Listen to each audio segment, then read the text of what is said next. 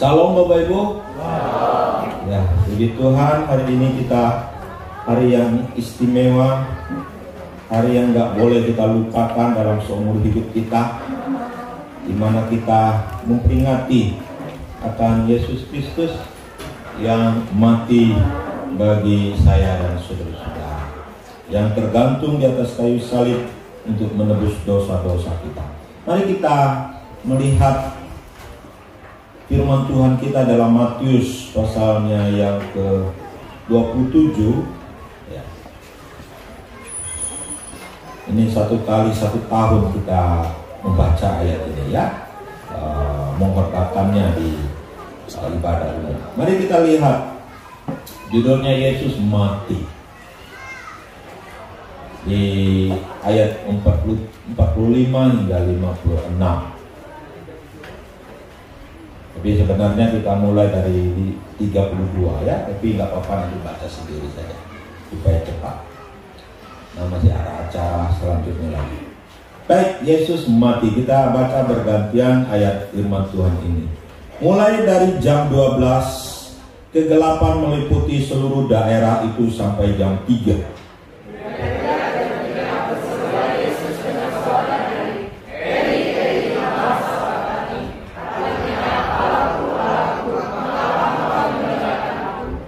Mendengar itu, beberapa orang yang berdiri di situ berkata, "Ia memanggil Elia."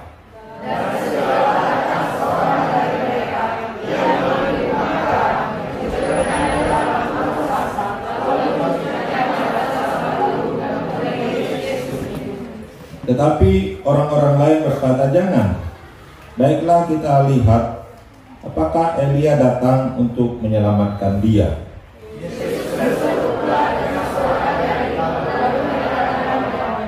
Dan lihatlah, tabir bait suci terbelah dua dari atas sampai ke bawah, dan terjadilah gempa bumi, dan bukit-bukit batu terbelah, dan kuburan-kuburan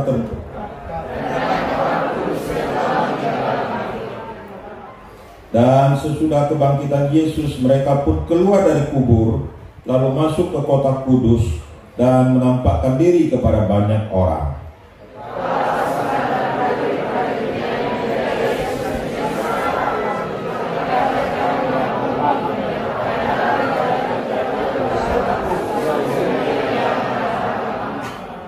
Dan di situ banyak perempuan yang melihat dari jauh, yaitu perempuan-perempuan yang mengikut Yesus dari Galilea untuk melayani Dia.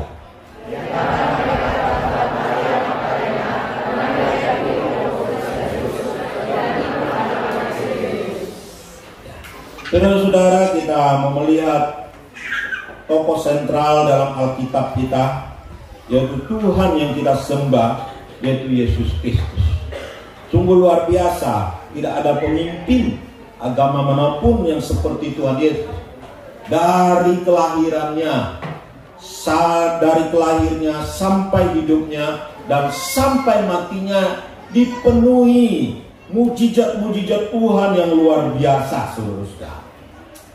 Jadi bukan hanya ketika lahir di kandang domba dan lahir ada malaikat, lahir dari Bunda Maria yang tanpa suami, tapi kematiannya pun, saudara-saudara, menjadi sebuah sesuatu yang sangat mustahil untuk dicerna oleh manusia, karena di luar jangkauan pikiran-pikiran manusia, saudara-saudara. Makanya saudara-saudaraku ini dikasih oleh Tuhan, tidak salah kalau saudara-saudara menjadikan Dia sebagai Tuhan dan Juru Selamat, saudara, karena tidak ada yang seperti itu lagi. Di dalam sejarah manapun tidak ada yang seperti itu, saudara-saudara. Nah, saudara-saudaraku yang dikasih oleh Tuhan, hari ini kita mau melihat kuasa dari kematian Tuhan Yesus di atas kayu salib. Kematiannya sendiri pun menunjukkan kuasa yang luar biasa, saudara-saudara. Biasanya kalau orang sudah mati, itu menunjukkan kekalahan. Biasanya orang yang sudah meninggal, itu menunjukkan sebuah kelemahan, saudara-saudara, daripada manusia itu sendiri. Tetapi ketika Yesus mati di atas kayu salib, justru menunjukkan sebuah kuasa yang luar biasa. Ya, kuasa apa itu, saudara-saudara? Yang pertama kita bisa melihat bahwa kuasa kebangkitan Tuhan Yesus mau menyatakan bahwa Dia adalah Allah yang berkuasa, Anak Allah yang berkuasa, saudara-saudara. Kita lihat bahkan kepala pasukan pun mengakui akan hal itu, saudara-saudara, bahwa Yesus adalah Anak Allah yang berkuasa, saudara-saudara.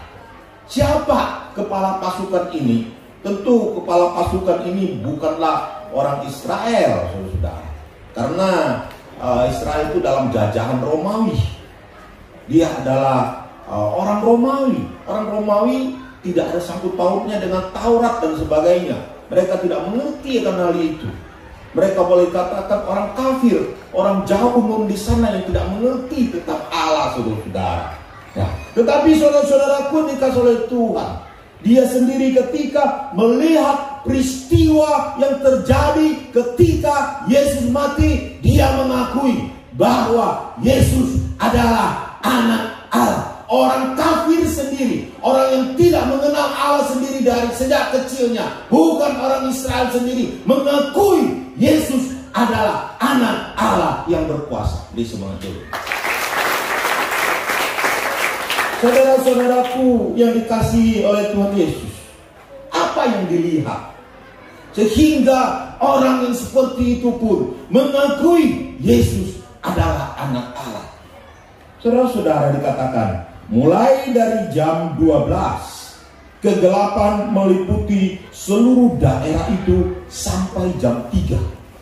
Ada 3 jam terjadi kegelapan yang luar biasa di daerah itu, saudara-saudara. Gelap dan gelap. Ada yang menafsirkan bahwa itu sebenarnya bukan kegelapan yang diselimuti oleh awan, saudara-saudara, tapi kegelapan yang betul-betul bahwa matahari tidak bersinar, saudara-saudara, waktu itu. Saudara-saudaraku yang dikasihi oleh Tuhan, siapa yang mampu membuat matahari tidak bersinar? Dalam sejarah tidak ada seorang pun, dewa manapun, kuasa iblis manapun yang bisa membuat matahari tidak bersinar. Hanya Allah yang mampu membuat matahari tidak bersinar. Beri semangat dulu. Saudara-saudaraku yang dikasihi oleh Tuhan Yesus, kemudian dikatakan juga apa yang terjadi, yang dilihat oleh para pasukan dan orang-orang di sekeliling situ. Dikatakan bait suci terbelah 2 dari atas sampai ke bawah. Saudara-saudara, ini memang sebuah peristiwa yang sangat luar biasa. Mengapa bait suci Allah yang jauh itu bisa terkena dampaknya? Mengapa tidak rubuh? Mengapa temboknya yang tidak roboh atau temboknya yang terbelah? Hanya bait suci atau terbelah itu tirainya, saudara-saudara. Nah, saudara-saudaraku yang dikasihi oleh Tuhan, kemudian dikatakan juga terjadilah gempa bumi dan bukit-bukit batu terbelah. Ketika Yesus mati, terjadi gempa bumi. Ini bukan kebetulan, tetapi ini mau menunjukkan bahwa Yesus adalah Allah yang berkuasa, saudara-saudara. Fenomena alam ini menunjukkan bahwa Yesus berkuasa atas alam semesta ini, saudara-saudara. Bukit-bukit batu pun terbelah. Di Israel, bukit-bukit batu itu menjadi kebanggaan. Bukit-bukit batu itu menjadi benteng bagi manusia. Ketika mereka berperang, mereka mengandalkan bukit-bukit batu itu sebagai tempat untuk menahan musuh dan juga mengalahkan musuh. Tetapi saudara-saudara, ketika Yesus mati di atas kayu salib, bukit-bukit batu itu terbelah. Artinya Yesus itu berkuasa atas alam semesta. Yesus berkuasa atas kuasa manusia, saudara-saudara. Beri semangat dulu. Saudara-saudaraku yang dikasihi oleh Tuhan, gempa gempa bumi pun terjadi. Adakah orang yang meninggal lalu terjadi gempa bumi? Tidak ada, saudara-saudara. Kalau gempa bumi lalu mati orang, ada. Tapi ini ketika Yesus mati di atas kayu salib, terjadi gempa bumi. Siapa yang bisa membuat gempa bumi, saudara-saudara? Memang dalam teknologi zaman-zaman sekarang bisa saja, yaitu dengan bom nuklir atau bom atom yang ditaruh di bawah laut atau di bawah tanah, bisa saja terjadi gempa bumi. Tapi itu tidak sesignifikan yang terjadi. Nah, saudara-saudaraku yang dikasihi oleh Tuhan, ini menunjukkan Yesus adalah Allah yang berkuasa atas alam semesta ini. Kemudian lagi, apa yang terjadi di saudara-saudara? Dikatakan dan kuburan-kuburan terbuka dan banyak orang kudus yang telah meninggal bangkit. Di situ dikatakan banyak orang-orang kudus bangkit, saudara. Bukan satu orang kudus yang bangkit, tetapi banyak sekali orang-orang yang kudus yang mungkin dari dulu meninggal ratusan tahun, 200-an tahun, 1000 tahun mungkin, yang mati lalu bangkit pada hari itu, saudara-saudara. Ketika Yesus mati di atas kayu salib. Saya tanya, siapa yang mampu buat itu? Siapa yang mampu membuat orang bangkit dari antara orang mati? Saudara-saudara, kita tahu ketika mayat dimasukkan dalam kubur, mungkin 1-2 bulan atau 1 tahun, itu mayat sudah menjadi abu atau menjadi tulang. Tinggal tulang yang ada. Tetapi ketika Yesus bangkit dari antara orang mati, dan Yesus mati di atas kayu salib, tulang-tulang yang tidak ada daging itu, ataupun abu-abu yang sudah menjadi hancur itu, bangkit kembali menjadi sebuah tubuh yang mulia kembali. Ini menunjukkan bahwa Yesus adalah Allah yang berkuasa atas kehidupan manusia. Mati dan hidup manusia ada di dalam tangan Yesus. Beri semangat dulu. Saudara-saudara, dengan kenyataan seperti itu, seharusnya kita orang percaya harus mengerti ini, bahwa Yesus sanggup melakukan apapun juga dalam hidupmu. Amin. Bahkan mayat-mayat yang sudah menjadi tulang sekalipun, Tuhan Yesus bisa buat hidup kembali. Adik saya, panjang hari saya nonton film tentang Tuhan Yesus, dan saya melihat tidak ada waktu luang atau sangat sedikit jeda waktu mujizat Tuhan tidak terjadi ketika pelayanan Yesus. Semua mujizat terjadi. Orang mati bangkit, orang buta melihat, orang lumpuh berjalan, orang kerasukan pun diusir kegelapan kuasanya. Banyak sekali mujizat.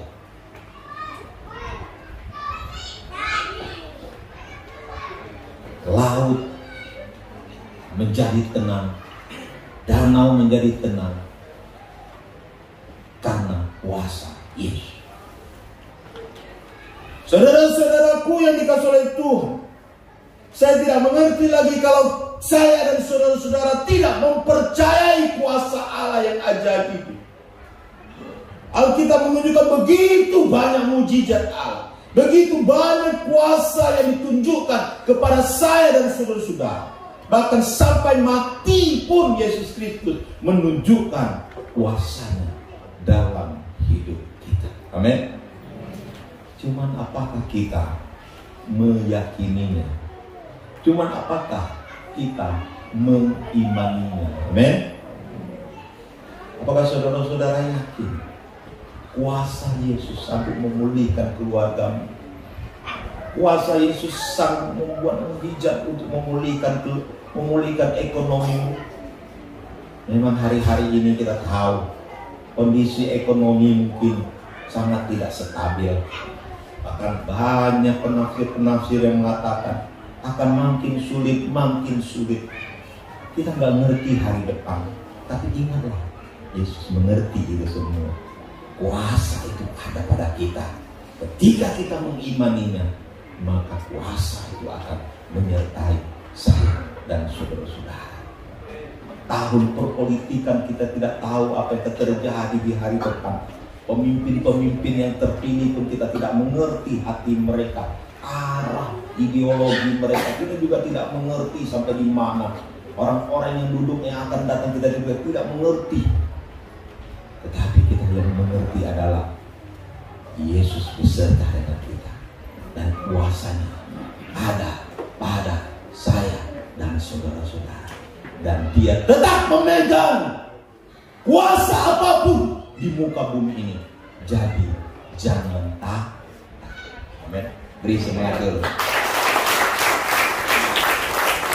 Sidang jemaat yang saya kasih dalam Tuhan Yesus, itulah yang pertama yang kita lihat, bahwa kematian Tuhan Yesus di atas kayu salib menyatakan bahwa dia adalah anak Allah yang hidup, anak Allah yang berkuasa, yang menguasai alam jagat raya ini, yang menguasai hidup dan mati manusia, yang menguasai segala sesuatu dalam hidup manusia. Yang kedua yang mau kita lihat, Yesus menunjukkan kuasa keselamatan. Yesus memberi keselamatan. Yesus mempunyai kuasa untuk menyelamatkan manusia. Yesus memiliki kuasa untuk menyelamatkan saya dan saudara-saudara. Saya sebagai orang percaya, saya tidak mau orang masuk neraka. Saya tidak mau orang tidak diselamatkan. Dan saya bergumul terus dalam hidup saya. Tapi saya tidak punya kuasa untuk menyelamatkan manusia. Yang bisa menyelamatkan manusia adalah Yesus Kristus. Mengapa? Maka ketika dia mati di atas kayu salib, dia telah menunjukkan kuasa penyelamatan itu sendiri. Bagaimana kuasa penyelamatan itu dinyatakan di atas kayu salib? Yaitu dia mati tergantung di atas kayu salib. Ketika Yesus mati tergantung di atas kayu salib, bukan karena dia dipaksa oleh orang lain atau karena dia ditangkap. Waktu saya nonton film di situ, Yesus sebenarnya bisa melarikan diri dari kayu salib. Ketika orang datang menangkap dia bersama dengan Yudas Iskariot, dia katakan kepada mereka, "Kenapa kalian ramai-ramai datang? Apakah saya ini seorang penyamun? Kalau kalian menangkap saya di bait suci Tuhan setiap hari saya ada di sana. Kenapa sekarang kalian datang dengan penyamun?"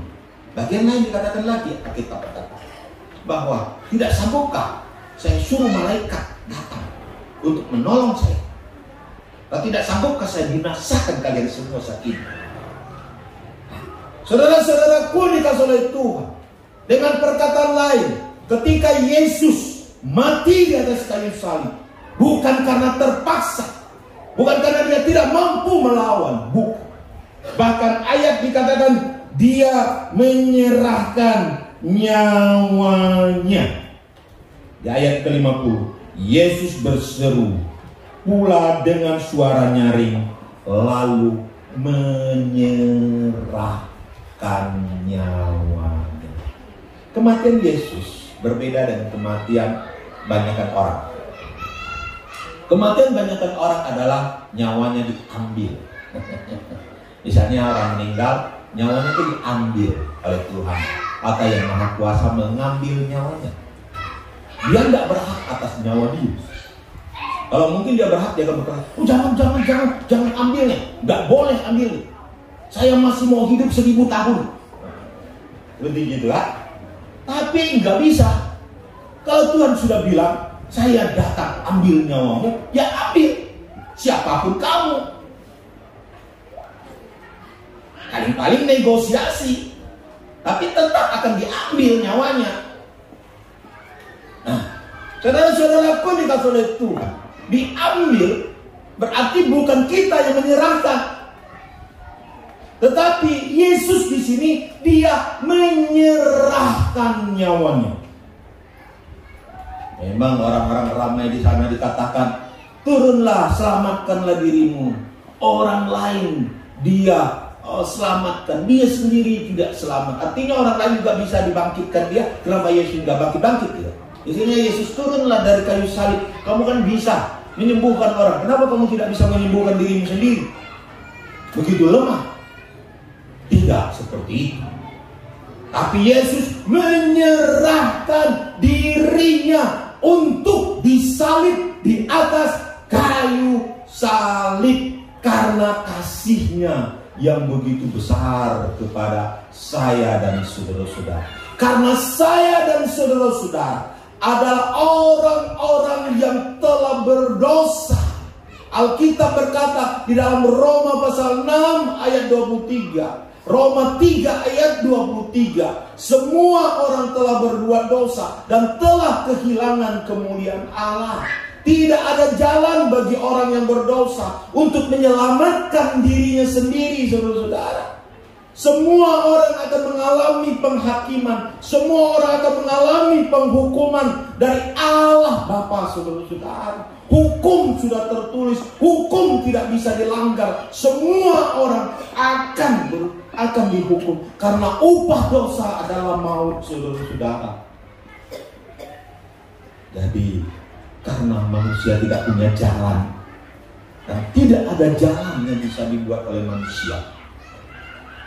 Semua jalan yang dipakai oleh manusia itu gagal, dan tidak ada satupun yang bisa menyelamatkan hidupnya. Maka Yesus datang menyerahkan dirinya, mati di atas kayu salib untuk menebus dosa dan seterusnya. Amin. Kasih tahu kiri kanan, Yesus datang mengampuni dosa kamu.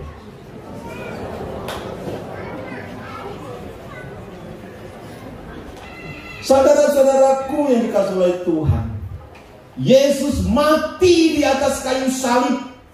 Mengapa dia harus mati di atas kayu salib? Karena dengan mati di atas kayu salib, dia menggantikan semua dosa-dosa yang kita perbuat. Seharusnya kita yang dihukum, seharusnya kita yang masuk dalam neraka. Tetapi karena Yesus telah mati di atas kayu salib, dia menebus semua dosa-dosa saya dan saudara-saudara. Dia mengampuni dosa-dosa kita. Saudara-saudara, satu kali ada seorang yang bernama Jason atau Jason. Dia ini bersama dengan temannya akhirnya masuk dalam penjara karena sebuah kasus. Dan kasus ini gara-gara ada seorang anak yang bersaksi bahwa Jason dan temannya ini yang berbuat. Akhirnya mereka masuk penjara. Tapi setelah mereka masuk penjara, kurang lebih berjumlah 39 tahun mereka dalam penjara. Bukan waktu yang singkat, waktu yang panjang sekali. Lalu anak yang bernama Vermont ini merasa hatinya tidak enak dan tidak nyaman setiap hari dia dituduh.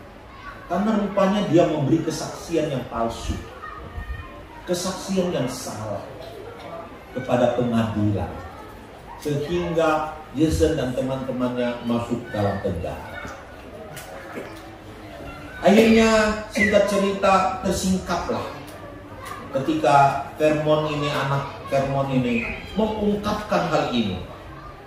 Ya, lalu terjadilah Jason dan teman-temannya akhirnya dibebaskan dari penjara.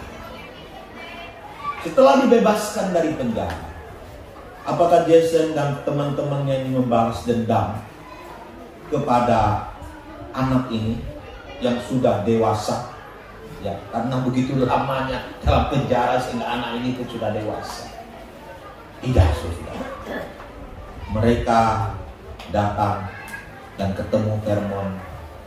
Bahkan si Jason berkata, "Aku mengampuni kamu. Walaupun gara-gara kamu, saya masuk penjara selama 39 tahun.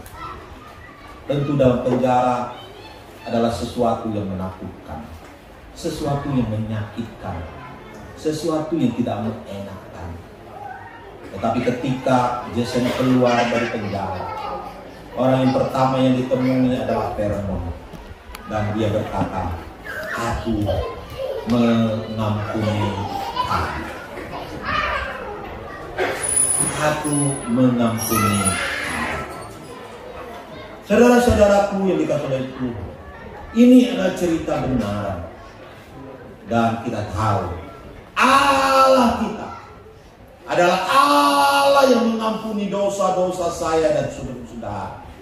Walaupun dosa kita semerah kermiji sekalipun, dosa kita mungkin bagi dunia ini tidak bisa diampuni sekalipun, tapi bagi Allah dosa kita bisa dan bisa diampuni.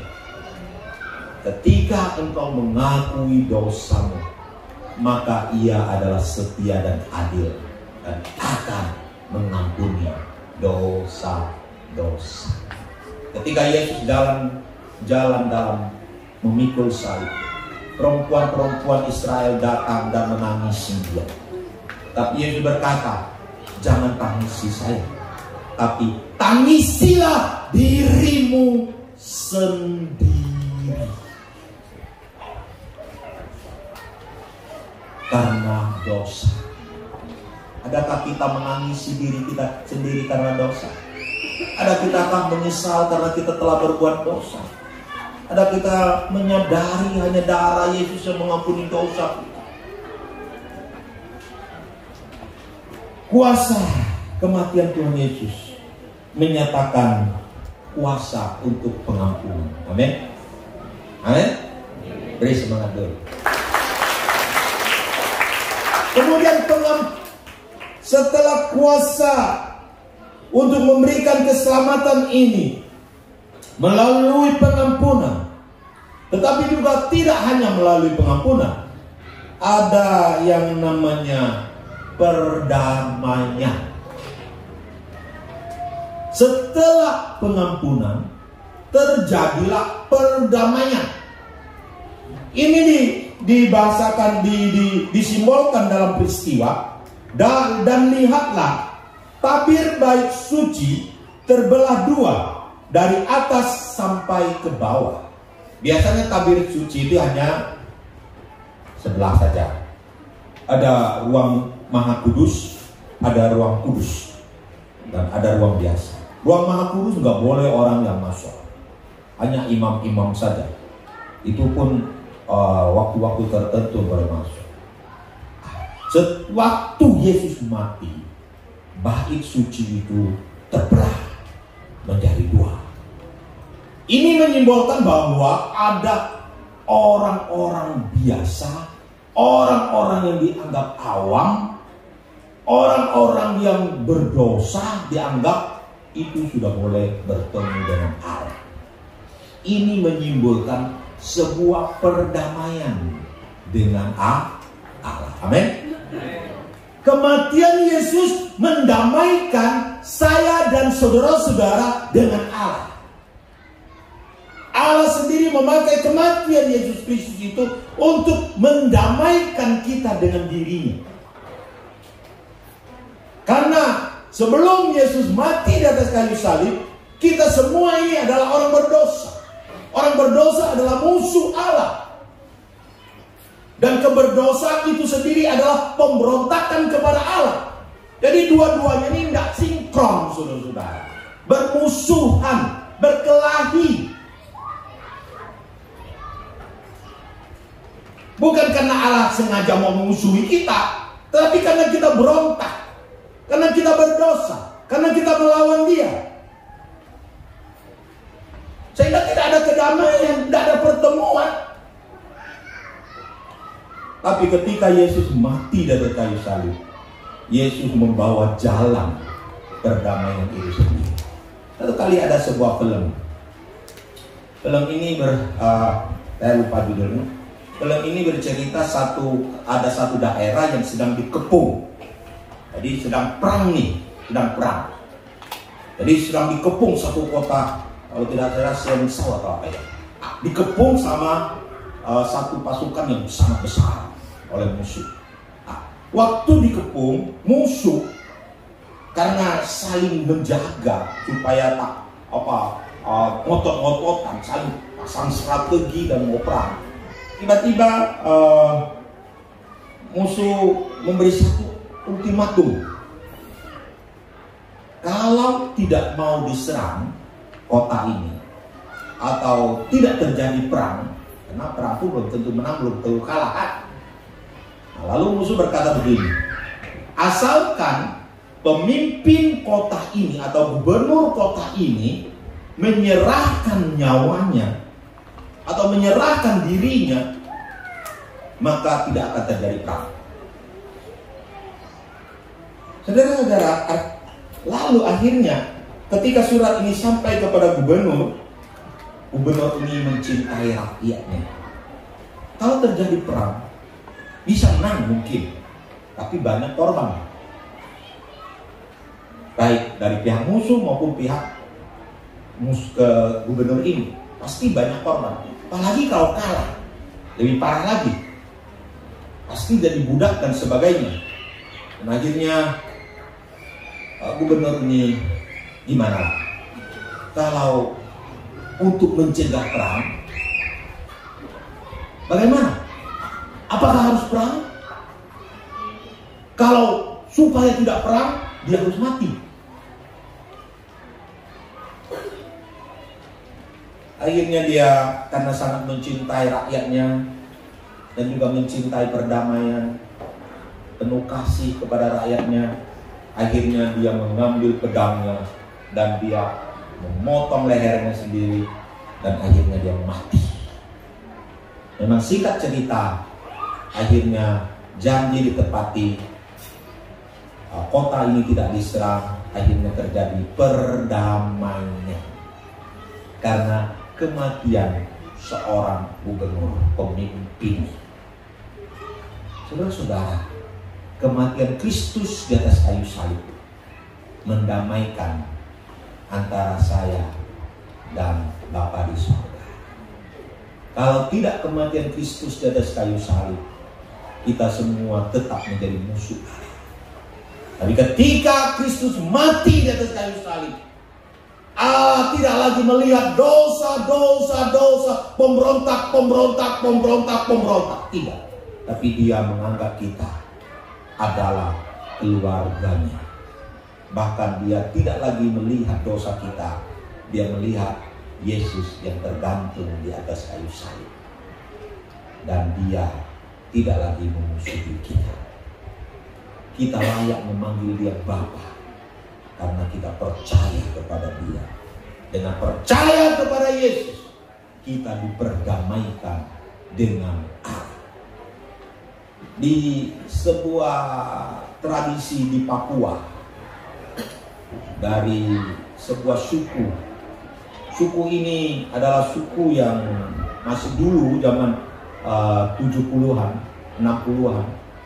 Itu suku ini suka bunuh orang, dan suka ini kadang-kadang ngayau dan sebagainya waktu itu.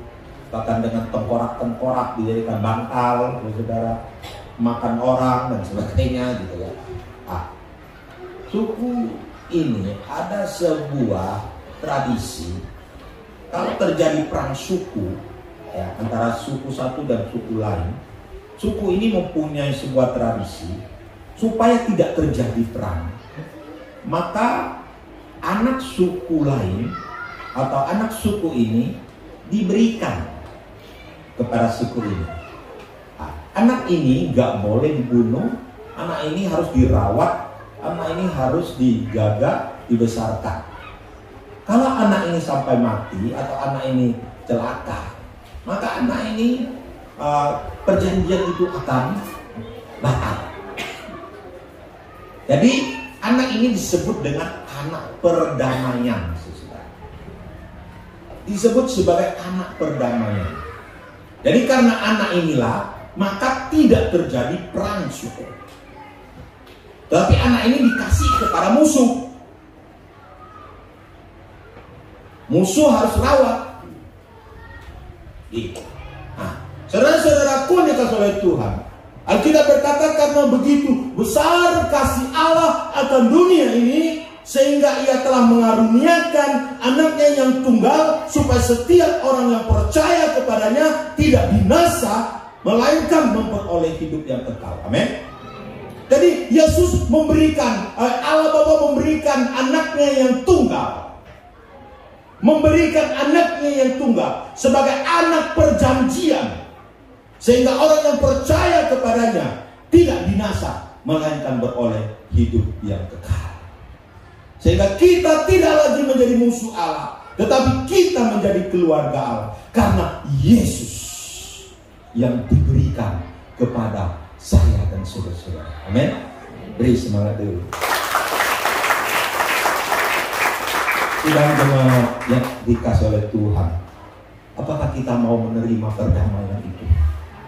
Apakah kita mau menerima damai yang Tuhan berikan kepada kita? Jalan itu sudah diberikan. Apakah kita mau menjalaninya? Apakah kita mau memanggil dia sebagai Bapa? Apakah kita mau masuk dalam keluarganya? Bagaimana kita cara masuk dalam keluarganya? Kita percaya dan terima dia sebagai Tuhan dan Juru Selamat kita yang hidup. Amin. Mari kita bangkit berdiri, kita berdoa. Haleluya.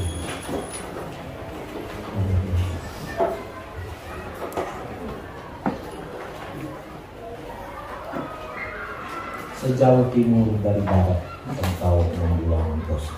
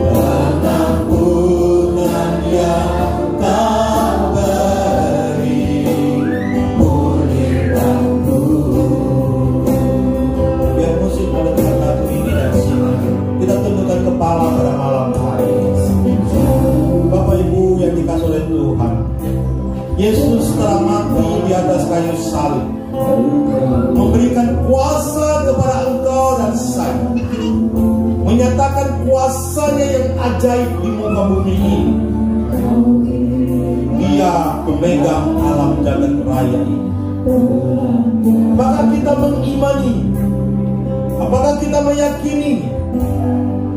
Jika engkau meyakininya dan percaya akan hal ini, jika engkau punya masalah hari ini, apakah itu masalah keluarga, apakah itu masalah ekonomi, apakah itu masalah sakit penyakit, atau itu masalah hubungan dengan hubungan, atau kau memiliki bencana-bencana yang sedang menimpa engkau hari-hari ini, engkau datang pada Yesus, datang dengan iman dan percaya kepadanya, dan mintalah kepadanya, ketoklah pintunya, carilah dia, maka engkau akan mendapatkan, maka engkau akan ditolong dan berkatinya, engkau akan diberikan jalan keluar.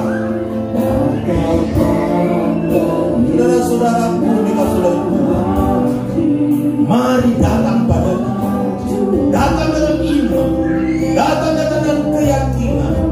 Kuasa Allah luar biasa bagi engkau, kuasa Allah tidak terbatas bagi engkau. Datang dan minta jamaah dia. Saudara-saudaraku yang dikasih oleh Tuhan, Yesus mati menyatakan kuasa penyelamatan dari dia. Dia datang untuk mengampuni dosa saya dan saudara. Jika hari ini engkau belum pernah meminta ampun akan dosa-dosa, engkau sedang berada di dalam hukuman Tuhan, dan tidak ada jalan bagi engkau untuk menyelamatkan dirimu dari hukuman yang kekal. Hanya engkau datang pada Yesus, minta Tuhan Yesus mengampuni dosamu, nyatakan dosamu kepada dia, dan jadikan dia sebagai Tuhan dan Juru Selamatmu. Jika engkau belum diampuni oleh dosa, oleh Tuhan Yesus, engkau masih belum berdamai dengan Allah, engkau menjadi musuh Allah, engkau menjadi objek hukuman Allah. Untuk itu, engkau harus datang kepada Kristus dan memohon Kristus mengampuni dosamu, dan minta Yesus memberikan jalan damai kepadamu dengan Allah Bapa. Mintalah perdamaian itu, berdamailah dengan Allah karena dosa-dosa. Datanglah pada Yesus, datanglah pada Yesus. Bapak Ibu yang dikasihi oleh Tuhan, bagi engkau yang belum menjadikan Kristus sebagai jalan damai, dan belum menjadikan Kristus sebagai juru selamat dari dosa, engkau boleh mengangkat tanganmu. Dan hari ini jika engkau mau menerima Kristus sebagai Tuhan dan juru selamat, engkau boleh mengangkat tanganmu. Engkau yang mau diampuni dosanya, engkau yang mau diselamatkan dari hukuman yang kekal, engkau boleh mengangkat tanganmu. Haleluya. Angkat tanganmu. Angkat tanganmu dalam nama Yesus. Angkat tanganmu dalam nama Yesus. Angkat tanganmu dalam nama Yesus. Haleluya. Haleluya. Angkat tanganmu dan ikuti saya berdoa.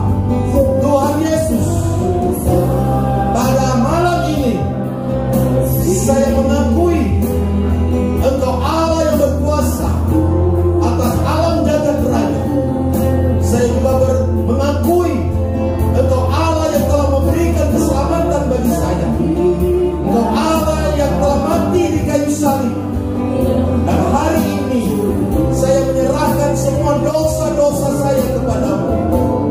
Tuhan tolong saya, ampuni dosa-dosa saya. Ikuti saya berdoa. Ampuni dosa-dosa saya Tuhan, ampuni. Dan hari ini saya menerima Engkau seluruh hidup saya. Saya menerima Engkau di dalam hatiku, dalam pikiranku, dalam perasaanku. Tuhan, jadilah juru selamatku, masuklah dalam hidupku. Seluruhnya Tuhan, kuserahkan kepadamu. Dalam nama Yesus saya berdoa.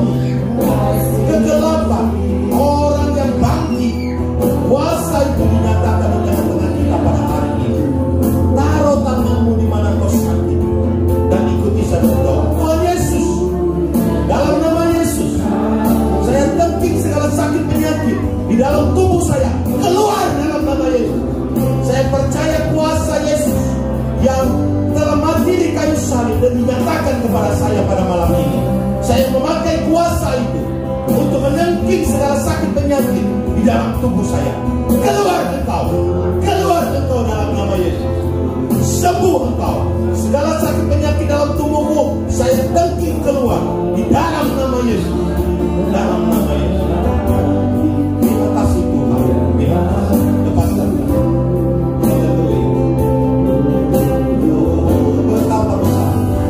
Betapa besar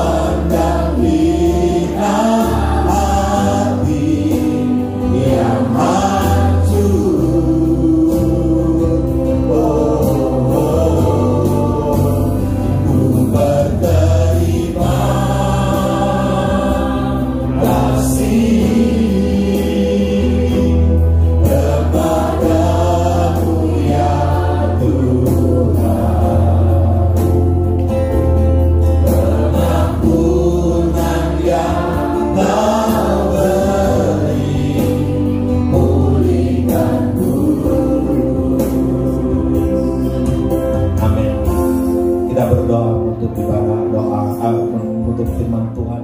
Hakim tolong kita berdoa.